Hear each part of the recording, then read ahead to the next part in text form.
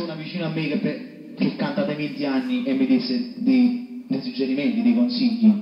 Purtroppo non capita mai a me avere queste persone vicino che mi danno dei consigli. Guardate, oggi avere delle persone che fanno il lavoro che a me piace, oppure il lavoro che vi piace, può capitare anche che avete un supermercato.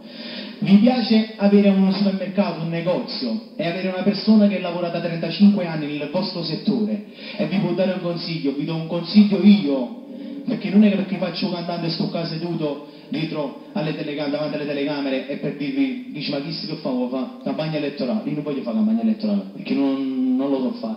Accettate i consigli che vi danno le persone. Io accetto i consigli anche da bambini più piccoli perché può darsi che ne sanno più di me.